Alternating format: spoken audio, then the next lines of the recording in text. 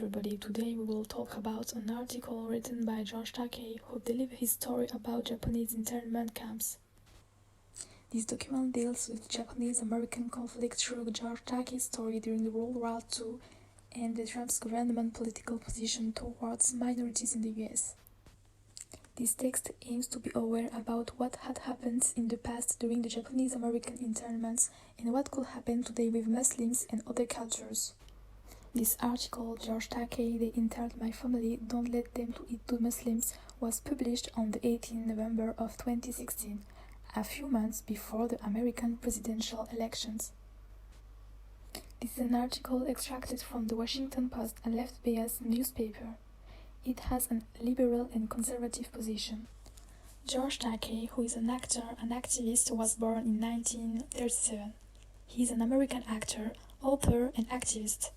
He is best known for his role as Ikaru Solo, helmsman of the USS Enterprise in the television series Star Trek.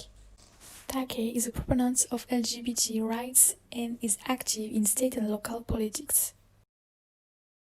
How President Trump and his administration have succeeded to reopening deep wounds of George Takei's past, and how George Takei described the US governments regarding minorities in the country. To begin, we will talk about the controversial policy of Trump's administration, which has led to the reopening debate about the place of the minorities in the US society. First, George Takei wrote this article following the several discourses of Trump himself, but also of his administration. He wrote this article in 2016, a few weeks before the American primaries, which decided who was going to be the next American president on November 2016. At this time, Donald J. Trump started his primary campaign on an unwavering hardline position on immigration, complete with mass deportations, a temporary ban on Muslim immigration, and a border wall paid for by Mexico. We can see that the interview of Higby about Muslim registry showed the controversial Trump's immigration policy. George Takei, first of all, refers to an interview between Carl Higby, a pro-Trump advocate, and a journalist from Fox News in which Carl Higby drew a shocked reaction during a discussion of the possibility that President-elect Donald Trump might support making Muslim immigrants to the US register. Indeed, through his presidential campaign, Donald Trump made clear his intent to pursue aggressive tactics against Muslims as part of his approach to the national security. One of the things that's an issue here is whether it's a slippery slope. You start with a list, and then a list can be used for other things. And take the no-fly list. Well, to Fox and the New York Times, you said the Japanese internment camps in the U.S. during World War II could provide precedent for keeping registries. Did you actually see the tape, though? Well, you said you didn't support internment camps, but that their existence could provide precedent for some sort of a registry of people. Well, I'm curious. Did you see the tape, though? Yes, I did. Okay, We all saw it. Yeah. And I read your quote in the New York Times. At no point did I ever even mention it. It was actually Megyn Kelly, which I was actually talking about the immigration reform under Carter when he did the Iran thing, and then also under World War II with Japan, many other countries too. I wasn't even talking about camps. George Takei quotes this interview about Muslims' situation because Higby made explicitly a reference to the Japanese internment camps. We did it during World War II with Japanese, which, call it what you will. George Takei was really shocked of this comparison between these two minorities, knowing all the hardship the Japanese Americans had endured in the past in these internment camps. As the author says, the words by Higby, which obviously are representative of much of the current thinking in the incoming administration, have reopened very old and very deep wounds. Indeed, Trump and Higby talks nowadays about historical facts and don't take a proper position in this tragedy that occurred. President Trump didn't know whether he would have support or opposed the internments, and I would have had to be there at the time to tell you, to give you a proper answer. He even complimented the FDR administration at this time, who had been responsible of the relocation of 120 Japanese Americans, by saying that FDR was one of the most highly respected presidents. George Takei compared Trump to FDR, with his policy by declaring what Trump was suggesting was no different from FDR. Moreover, Higby used the term national security to justify the Japanese-American internment. There is historical, factual precedent to do things that are not politically popular and sometimes not right in the interest of national security. In reality, national security is the security and defense of a nation-state, including its citizens, economy, and institutions, which is regarded as a duty of governments. That's why George Takei said national security must never again be permitted to justify wholesale denial of constitutional rights and protections. National security is supposed to protect American citizens, not to put them into internment camps for years. That's why George Takei considers politicians, and more especially Higby, with his words, as our enemies. Trump's political position remains to be clarified.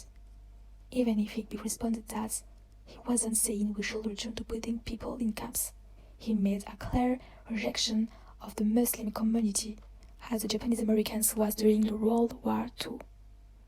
This is why Takei said in his title, "Don't let them to eat to Muslims."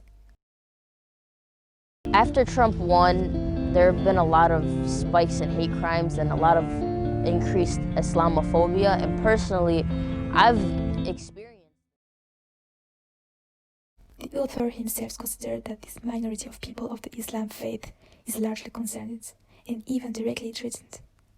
Indeed, since several terrorist attacks, according to a lot of Americans, all Muslims should be considered as terrorists, precisely like the Japanese in the World War II looked like the two people who have bombed Pearl Harbor.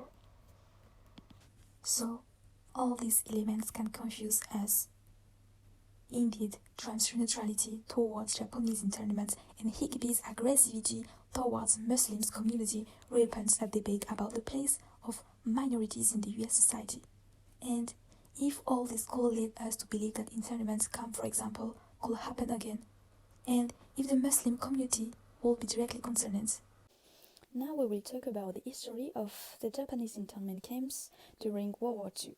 So in order to understand what really happened in Japanese internment camps during the World War II, George Takei explains his own story as a 5-year-old Japanese-American child during this terrible period. He tells us all the hardships that him and his family had endured to denounce the prejudice they had lived. Firstly, we have to explain you the geopolitical context that had led to the Japanese internment camps during the World War II.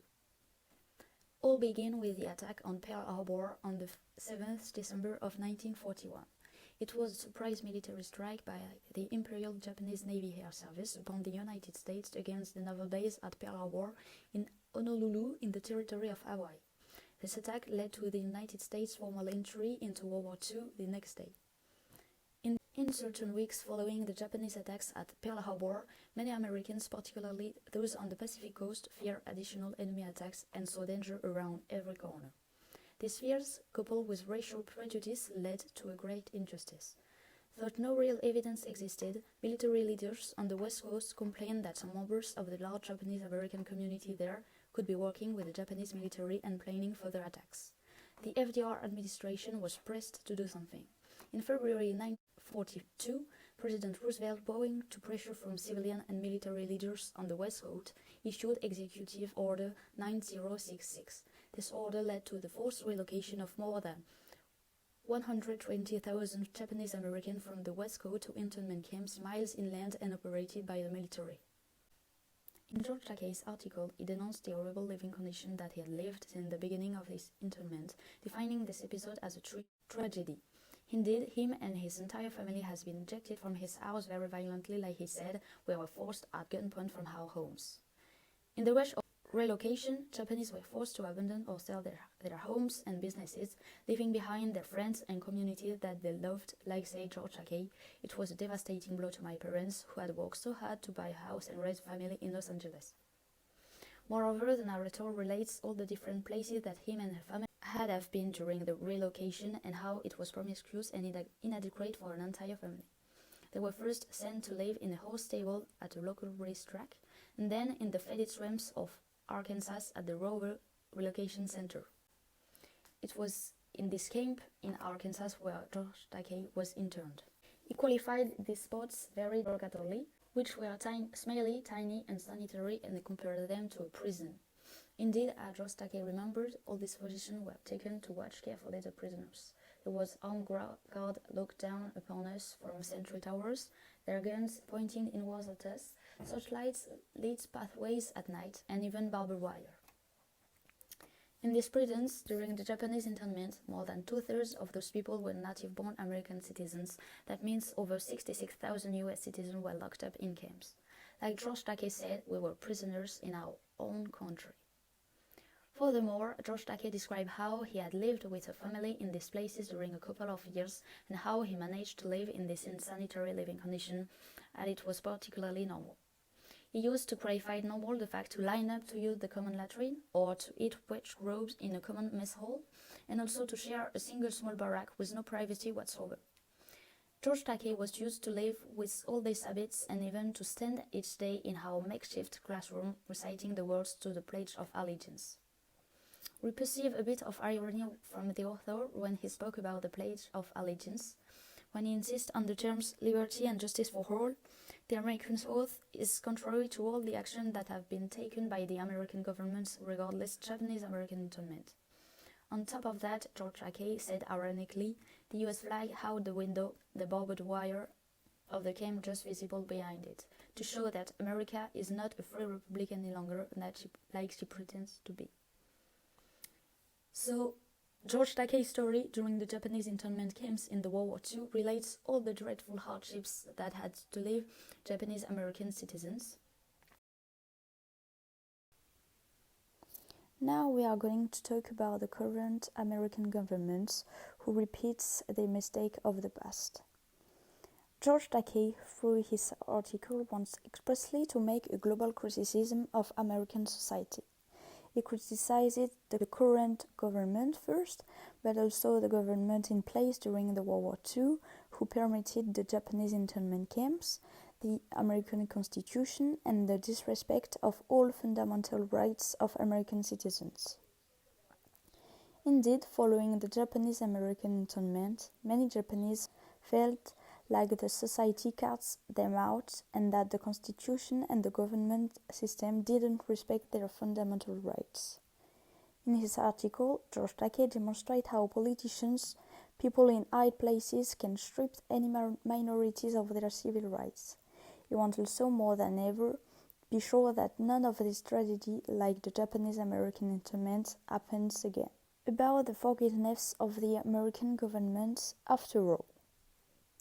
Then, George Takei remembered that United States finally apologized after what FDR administration had done towards Japanese American citizens. It took decades for the United States to own up to what it has done and officially apologize for the internment.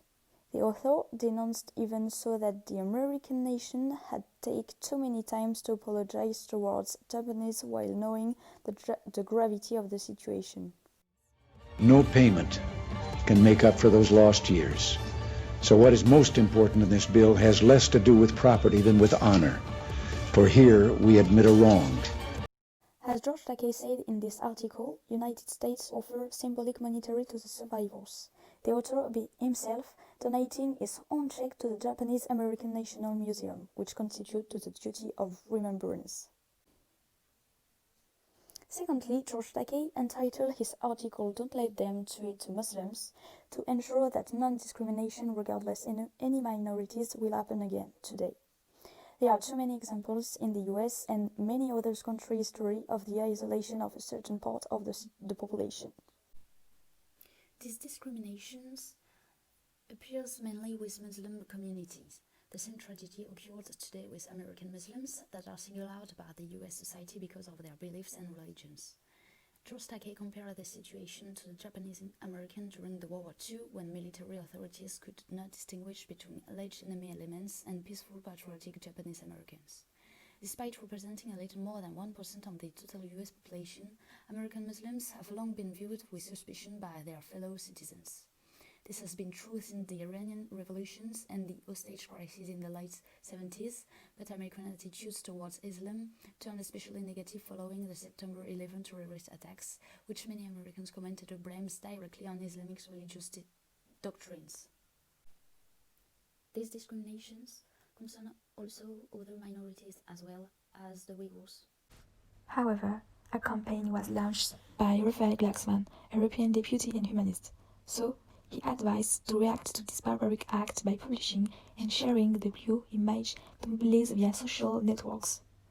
That is why several French celebrities, such as influencers and YouTubers, have published and reposted on Instagram a blue picture in order to participate to the campaign for denounce the Uyghurs' internment. So, as a conclusion, this article shows how Trump's government is uncertain about his point of view. We don't know precisely its political position about the Japanese internment camp. It's more worrying when we realize that the human being does not learn from his mistakes from the past. So, should we be afraid in the future?